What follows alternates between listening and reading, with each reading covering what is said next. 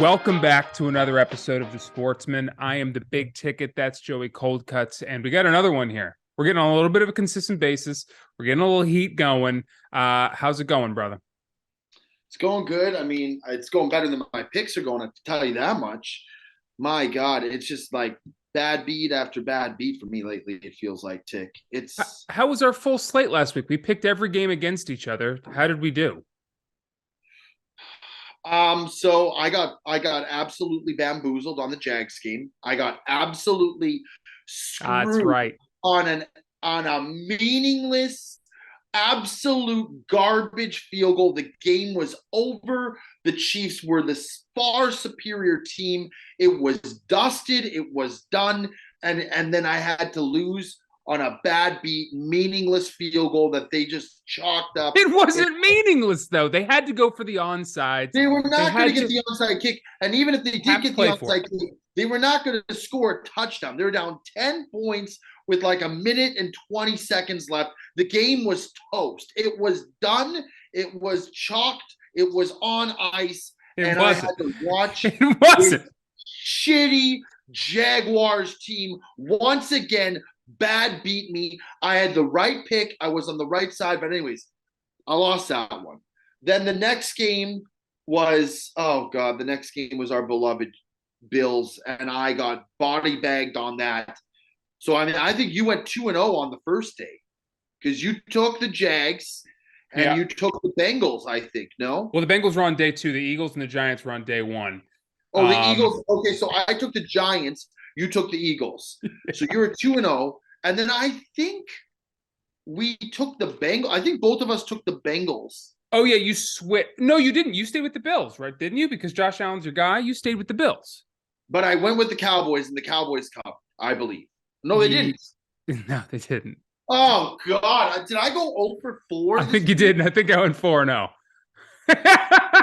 You know what, dude? I'm getting a little hot right now. I'm getting a little hot. You got to take that fraud out of the beginning of my name right now. Well, you know, you're smart. You're just listening to whatever pick I'm giving, and you're going the opposite. Well, not always, but last week it happened to be. But that being said, you are very pissed off about this Jaguars game. But we ended last week by saying if they covered, you got to say three nice things about Trevor Lawrence. You got to. It could be that you even like his hair, but you got to say three nice things.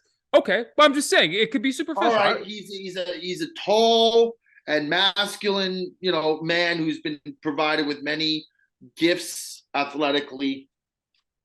Is oh God, he's progressing. He's progressing nicely as a quarterback in the NFL on the timeline that he's given, and he threw a lot less interceptions this year than last year.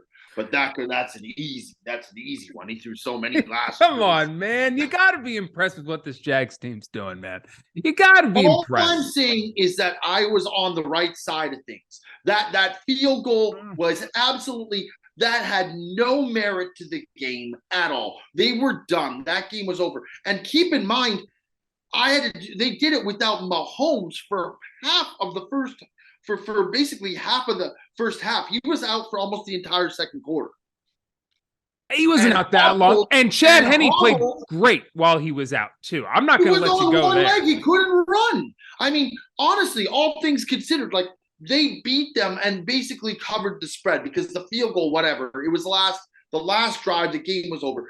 But honestly, they basically did that with Mahomes on one leg and out. They drove 98 yards without him and scored a touchdown with him out of the game.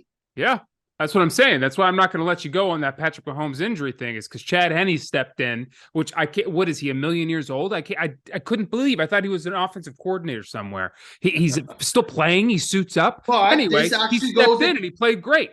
Well, but this goes against your big, you know, de facto, you know, thing that you don't like is guys who have been forever backups in the league. And why can't they just throw a college guy? Well, this is the reason, because some of these guys have been in this positions before and they have the wherewithal and the poise at least to go in and be able to handle a pressure situation, unlike a guy right out of college who probably has never been in a position like that before. Yeah. And, you know, I thought he held his own very well. So, you know, It's a big win for the backup quarterback nation this week, Dick.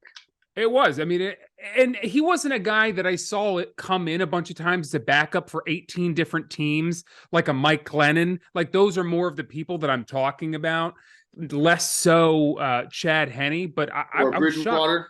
Yeah, or Bridgewater. What is he on his 19th team? And he's still getting fucking opportunities here. It's unbelievable. But yeah, it was a hard fought game. And you know what? You say you're on the right side of things, but if you were, you would have cashed out with a win. No, because that's even if you win like that, you said, you know what, that's a lucky dub. That's a lucky dub that should not have been the case. I'll take it in stride. Listen, I lost. I had another horrible slate. And by the way, I told people publicly to fade me. I think I even put on our sports picks of the week on the best bets of the week. I think I shared the story, and underneath I said fade Joe, hashtag fade Joe. So hopefully, the sportsmen, the faithful are listening and still cashed in on my fucking deprived picks because I was terrible. Now I do like it like this because at least we had somebody have a very good slate. Like we didn't go 0-4, 0-4. Yeah, it's true. But this is what I do. I'm sort of like, as a sports bettor, I'm sort of like your Packers. I'm terrible. I'm awful. And then I have a moment in the season where I really pick it up and I get people to trust me. And the second people are like, you know what? He's actually kind of hot. Maybe we should trust him and start taking his picks again. I'll go 0 for 10. I'll go 1 for 13. Well, no, not the case. There was a period when you were staying with me when you first started amping up your original Instagram, the bet. Yeah. And you were making, the problem is you were making 3, 4, 5 picks a day. I mean, like if you were smart, you would have taken one lock of the day and just posted that, whatever bet you like the most. But I think you flew too close to the sun and got burnt. And like you were dabbling in like you were, like you were DraftKings or something. You're giving out 3, 4 picks of the day. I like the 76ers with the under, and they give me the Bulls plus 12. And I was like, holy shit, this guy's and Corey Perry to score a goal. Yeah, Corey Perry to score a goal in the NHL. Like, I mean, you were making it as hard as you possibly could on yourself. Like, you didn't do yourself any favors. But there was a period in time. Yeah. This was probably in the 2020 timeline, I think. Yeah, maybe even before. Right. I think maybe 2019. No, it was 2020. It was pandemic for sure. You were with me in the pandemic? I think it was before. Yeah. No. Anyways, long story short, you caught fire. You caught absolute fire, and your Instagram grew to like 11,000 followers. Yeah. Like word on the street was out. There's a new guy on town. There's a new sheriff in town. Yeah. And his name's Ticket. Yeah, and that's right. I think you were cashing in the NCAA. You were rolling with UCLA. They made it to the Final Four. Yeah. You were hitting picks. Life was good. Everything was gravy. And then as fast as the come up came, it slid into oblivion. And then I just quit and I stopped doing anything on the Instagram. I don't know why you quit. I deleted everything and now I edit Bob Does Sports. Now I'm the editor. Well, no, but see, the thing is, you're so much more than an editor. Like, whoever knows you knows that, like, you bring a lot to the table in terms of your wit. Yeah, you're very funny. But, like, you had something with that Instagram, and you just let it slide. And you deleted every single video. You like the one about the 76ers guy? Yeah, I can go find that again. I'd like if you could give that to Mr. Anderson to post. Yeah, I'll send that to him. It was specifically Ben Simmons shooting free throws. And this is when you fucking loathed Ben Simmons. You hate him so much.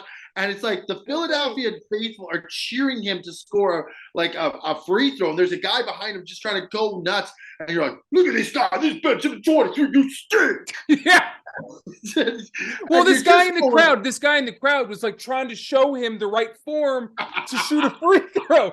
He's like coaching Ben from the grandstands, and Ben goes on to miss both, of course. But yeah, and I was doing some wacky voice back then too, like a character, I guess. I don't know. I was lost, but it did work for a minute. But I'm trying to figure out a way to come back. I just don't know how to do it, but we'll get there. Yeah, you know how you do. You start out by giving winners. And you gave a 4-0 perfect Well, slate. do I want to go back to sports betting? I'm not a handicapper. But I'll tell you anyway, what, Nick, 4-0 is a hell of a time to start. sure is. I'll tell you something I do want to talk about. There was a play that happened last week in the divisional round that went viral, and I thought, I hate this team. I really do. I thought it was a little unfair. The last play of the Cowboys game seemed to go viral. It was on every account I watch, and people put out the laugh emoji, laugh emoji, laugh emoji. This is how the Cowboys season ended. And it was like, yeah, I get it. I mean, you're trying to win the game there. Like, what is 8 yards going to do? And then the guy gets blown up. But You got hustled. He got hustled. He did. I mean, I just thought it was like, man, they're really going in on this team for no reason. It's not that bad. It's not like they threw a terrible intercept. What'd you think of that play? I thought they got torn a new asshole on Instagram for no reason, really. I mean, throw it up to the end zone. I mean, at least like you're throwing a slant, not even a slant, like basically a screen pass almost is what it was like. It was ridiculous.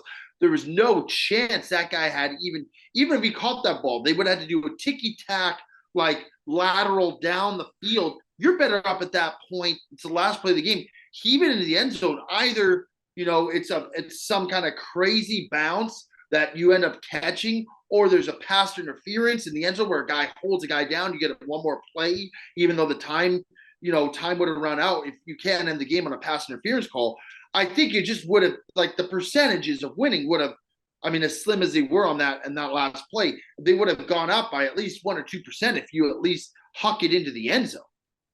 That guy got absolutely eviscerated. That guy started that play as one man and ended it as a whole new man. It reminded me of one of the few plays that I ever caught. I was a wide receiver back in high school football, and we were like old school football. We had like the top running back in all of high school football. So like every single play was a run. So like basically I was a glorified blocker. I was glorified blocker at the wide receiver tight end position. But I'll never forget, there was this one time, it was a game early on in the year. I didn't know my route, so I botched the route, but I so happened to like just be running. It was a scramble play that the quarterback was looking for somebody, and he sees me, and I'm like waving him down. I'm like in the middle of the field, like 15, 20 yards up.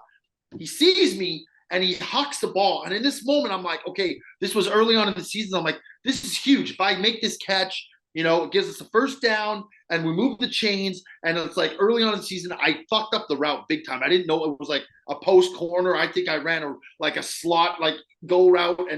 And I see the ball coming to me, and like time stood still. And like, I never caught a ball before. It was my first year playing football. The ball comes in my hands, and I grab it. And I'm like, I see it. I corral it in like this. And as I turn, the safety is there and absolutely blew me the fuck up. Like, I went flying. Somehow, by the grace of God, I held onto the ball. You hung onto the ball. I hung onto the ball, but like I was so like not in football shape at that point. I was a string bean, and I got absolutely obliterated to the point where I couldn't play the rest of the game. It was bad. he got you out of the game? I think I maybe played one more play after that. I was hurting on that sideline. It was like one of those plays where like you're watching as a fan, and you're not like, oh wow, what a catch. It's like, oh whoa, he got blown up. You know what I mean? Like it was bad. Yeah, yeah. Well, I mean, and so when I saw that, I immediately had PTSD. I could relate instantly to that poor guy who caught that ball. Yeah, I've seen pictures of you in high school, man. You were a pretty skinny guy. You didn't look like you were. Dude, you weren't Calvin Johnson noodle out there or anything. Yeah. Hard to believe now because I got the gut the size of freaking, look like Bam Bam Bigelow out there half the time now. But yeah, dude, it's crazy, man. I don't like Mike McCarthy as a play calling head coach. I have mad respect for the guy. I like him, but you have mad respect for Mike McCarthy? I have respect for him as a coach who won a Super Bowl for my team. I don't have any respect for him as a play caller, as a head coach. I don't. He goes for it way too often. He's way too he's way too risky and aggressive at times. And I don't feel like he is going to win anything again for a long time. I'm not a fan of him in any which way. It doesn't seem like he builds a healthy culture. It doesn't seem like he knows what he's doing very often. He seems lost. He's won a Super Bowl, Dick. Yeah, but so have a lot of people who didn't necessarily deserve it. It seemed like he had a lot of good coaches around him, and he had Aaron Rodgers, who's one of the best to ever do it. So that is true. I haven't heard a lot of praise coming his way, and I haven't seen much to make me feel like I need to give him any praise. And speaking of this whole Cowboys team needs to go, right? Like Dak Prescott needs. That's a tough decision, but I kind of think he's got to go, right? Pollard getting hurt did not help anything at all. That's a huge weapon that they didn't have. The thing with Prescott, dude, is he's one of those guys you just don't expect him to come up big in big moments. And like, maybe that's an unfair thing to say, but like at some point, your reputation precedes you. Like show me what you've done, and then I could kind of. Well, Amari Cooper called him the Black Kirk Cousins. Which we all know what that means. Is the guy Did he actually say that word for word last year before he got traded? They were like he called him the Black Kirk Cousins in the locker room, and then like 2 days later he got traded to the Browns. Probably not a good move calling the franchise quarterback. Well, but that's in a lot of words, or in less words, kind of what you're saying is like he just doesn't show up in the big moments, and I think that's he does enough calling someone Kirk Cousins means. I think he does enough through the season when he's not hurt. By the way, I don't remember the last time Dak played a full season without getting hurt. Let's not forget Cooper Rush won them a bunch of games throughout the year when he was down and kept that team's playoff chances alive. But I think he gets hurt way too much, which is not his fault. It's bad luck. But also, I just don't feel like he does enough in the regular season that people consider him like a top 20 potential quarterback. Yeah, but he really isn't. No, I mean I could list it right now. Right now, you taking Trevor Lawrence or you taking Dak Prescott? I'd take Lawrence. Come on, there you go. It took you a little too long, to be honest. If I'm Jerry Jones, I'm getting rid of Mike McCarthy. I'm getting rid of Kellen Moore. They're not getting rid of Mike McCarthy. I'm telling you what I would do if I was Jerry. I'm getting rid of McCarthy. I'm getting rid of Kellen Moore. I'm getting rid of Dak, and I'm getting rid of Zeke. And I'm starting over. And Tony Pollard's my main guy. Hopefully that injury. I don't know how severe his injury was. Yeah, it was rough, and it sucked that it was right at the end of the game, right? And his knee bent. It was his ankle. It was bent right back. Yeah. By the way, I want to talk about somebody who's just an absolute dog.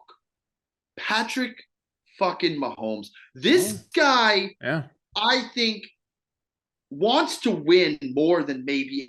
I know Josh personally, so I'd say maybe not more than Josh, but almost more than anyone else in the league. Other than, Josh Allen wants to win more than anyone I know, but Mahomes is just – did you see him yelling on the sidelines and throw his coat down because they told him he had to go take an X-ray in the locker room? That is a guy I want to fucking play for. That is a guy that I want to suit up for and go in the trenches and know he's leading me every week. That, to me, is the staple of an absolute – not just an elite quarterback, but a guy who is going to lead his team when the chips are down. Those are the kind of guys you want to rely on. Not anyone.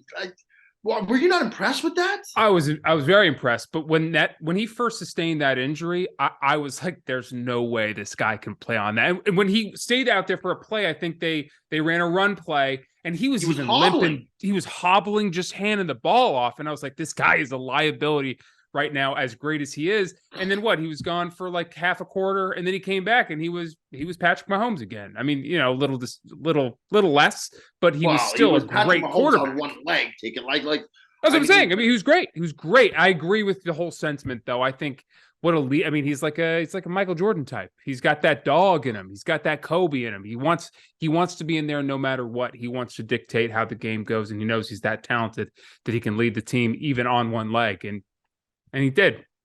It was impressive, man. Absolutely, really impressed. Now, talking about your Eagles, do you like your chances this week? And I'll segue that into asking you, if the Eagles win this week, what we have yet to talk about is we are going to be in Scottsdale, Arizona during the duration of the Super Bowl, which means that tickets, the big ticket, diehard Eagles fan extraordinaire, will be staying in Scottsdale during the Super Bowl. Accommodations taken care of, flight is taken care of. Do you consider going to that game, even by yourself, to watch the Eagles potentially hoist the Super Bowl? I gotta. Oh man. I mean, yes. Do I consider it? Yes, of course I do. I've already been considering it. I've been looking at tickets. It's $2,000 up for the worst seat in the house. The thing is, by myself, it's like, would that be that fun? Would you go to a by yourself? I would be. I want someone to celebrate with if they win, and I want someone to commiserate with if they lose. Are you asking me to go with you? I'm asking you to find us tickets for less than $2,000 and that aren't, the Everest seats. This is Super Bowl ticket. This isn't Little League preseason game. Like, would you go to a Super Bowl by yourself? Would you go to a Packers Super Bowl by yourself? Yes. You would. You wouldn't want to be with some. Of course, I would want to be with my friends. Yes, but like to watch. I'm going to say this right now: to watch your team win a Super Bowl live is something that I would say probably 90% of the population will never do. Oh, way more, 99 for sure, for sure. It is an exclusive small percentage of people who get to even go to a Super Bowl, and then B, get to watch their team win one. Not to mention all the people who live in Cleveland who might have all the money in the world. They're never watched their Browns win a Super Bowl. Or all the people some of these teams, if you're a Jaguars fan, you're never watching your team win the Super Bowl. Maybe, but maybe soon. I'm saying is that it's a chance of a lifetime. I don't think you'd be in a bad position if you went to like a tailgate with all the other fucking fans and stuff there. Now that is something I would definitely do, is I would go to the tailgate and then I would go back to a bar or an Airbnb or a hotel or whatever with all my friends. I would much rather, and I'm like Bob, I don't like live events very much. I don't like getting in. I don't like getting out. I like to get in a little late. I like to get out a little early. It's just a nightmare. And the second a game's over on TV, I just flip the channel and now I'm doing something else. Why don't you ask Bob to go with you? He's got some extra disposable income sitting around. I mean, yeah, he does. I mean, I'm sure great idea. You can hoax Bob into getting a ticket. Great idea. But I would much rather watch it with you guys at a bar or in a hotel or wherever we are at, be with my friends or other Eagles fans than by myself at a stadium, because I imagine that the second they win, I'm going to be looking around to give someone a hug, and maybe I'll find a Philly fan. But it's too bad that friend of the pod, Jake Yardley, aka Yardbird, wouldn't be there with us. Because imagine going to the game with him. I know. But some say the best seat in the house is your living room, man. You got every angle you could possibly imagine. You got food. You got a bath. By the way, I think the Rihanna halftime show is going to be lit. I tell you what, now if the Super Bowl was in Philadelphia, I would in a heart, that would be ultimate. That would be insane. And I would want to be there for that. It's in Arizona. I mean, what's this? You'd go by yourself if it was in Philly? Yeah, I would, because there'd be enough fans there. I know Philly people. Like, I get them. We have similar vibes. Like, it would be my people. But there's going to be Jake, if I can find a ticket for us, for like $1,000. Ooh, that's still expensive. But I'll say that Super Bowl tickets. Listen, man. What are we talking about? Listen. And by the way, I already checked to see if it's sponsored by Corona. It is not. Is it sponsored by Callaway? It is not. Okay. Well, we're sponsored by then. Michelob Ultra, who I have no involvement with whatsoever. So, well, but before we get to the Super Bowl, we got to win next week, and that can lead us right in. Dog. I think you're going to do it. I think I saw enough from Jalen Hurts this week to realize that you guys are going to be Super Bowl bound. Well, let's bring it into our picks of the week then. For that, we got two games. By the way, maybe you might want me to take the Niners just because I've been so bad that maybe it actually plays into your hand if I take the Niners, that the Eagles actually come out on top. I want you to do what your heart desires, okay? Because if your heart ain't in it, you're only screwing yourself. I have not looked at the spread yet, but I would imagine being in Philadelphia, they got to be like 2 to 3 point favorites. Yeah, Philly's 2.5. Oh no. Oh no. Oh no. I want to hammer the Philadelphia Eagles at my. Oh, you do. You want to take the Eagles, is what you're saying. Yeah, but it's bad because I've been so cold that it could bite you in the ass. It could, but do what you want. Let's give the people an honest take. Honest, and I'm not being biased or whatever. I do think the Eagles are winning this game, and I could easily see them win this game by a field goal. I really do think that this team is poised for a Super Bowl run. I think they're offensively, they're firing all cylinders. The defense looks good. Listen, nothing against the Niners, but this is a big stage for a rookie quarterback who did not even play basically half a season. This guy is on his 5th game? Like, let's look at it at face value. That is an incrementally tough task to ask a rookie who was not even poised to play this year, got thrown into the starting role, was the last pick of the draft. It was not like he was highly touted coming into the, I mean, if he can get them to the Super Bowl, we're approaching Tom Brady status here for this young man to, like, in terms of just like impressive wins out of the gate. I don't think that happens. I think the Eagles win this game. I think they go to the Super Bowl. Yeah, listen, man. I mean, the Eagles have just been dominating. They've just been dominating anyone who comes within their path, especially Jalen Hurts looked fantastic. You got the 3-headed beast of Goddard, Devonta, and A.J. Brown. Even though A.J. looked a little banged up, there was something definitely up with him. But he's still a presence out there, and he demands respect from the defense, and it frees up those other two guys. So Goddard being back is huge for you guys. It was huge last week, and it's going to continue to be huge as we move forward in these playoffs. Eagles, I think, I shouldn't say easily, but I could see them winning by a couple of touchdowns, no less a field goal here. And we're in Philly. If the Eagles are like -5 or -6, I think I'd still take the Eagles. Yeah, you could even play around with that and get yourself some better odds. I know I certainly might. So Eagles -2.5. I'm riding it. I don't like these 49ers in cold weather, and Nick Sirianni's got this team humming, man. And then the AFC Championship game, man. It's the same guys, man. It's always Josh Allen, it's always Joe Burrow, and it's always Patrick Mahomes. This time it's Joe Burrow and Patrick Mahomes. Who do you like? Chiefs are the Chiefs are dogs. The Chiefs are dogs. Cincinnati laying down 1.5. In Kansas City? In Kansas City. I have to imagine it has something to do with Patrick Mahomes' ankle. But he's already said he's going to play. Yeah, but I have to assume that Vegas is considering that he's not 100%. That's dangerous. That's dangerous. I mean, you want to give me Kansas City as a dog? I'd take a one-legged pat. Now, I will say, this Joe Burrow guy, man, this guy's a stud. Yeah, he is. He is an absolute bona fide stud. And he don't give a fuck what anybody thinks. This guy walks in on a different playing field. It's like a cowboy who's a sheriff back in the Old West just walking on in, and he don't give a fuck which big bad guy's waiting there for him. He's got, the guns in the holsters. He's ready to draw, and he's the fastest gun in the West. This guy is a problem. He is. There's no doubt about it. He's a fucking problem. He's a problem. He's a real problem. He's a problem.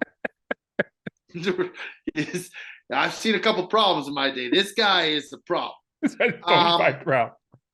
Oh, God. I think after going on that whole thing, I almost have to take the Bengals now. Fuck. I'm going to go with the Bengals. -1.5. That goes against. I'm doing the opposite right now of what I want to do.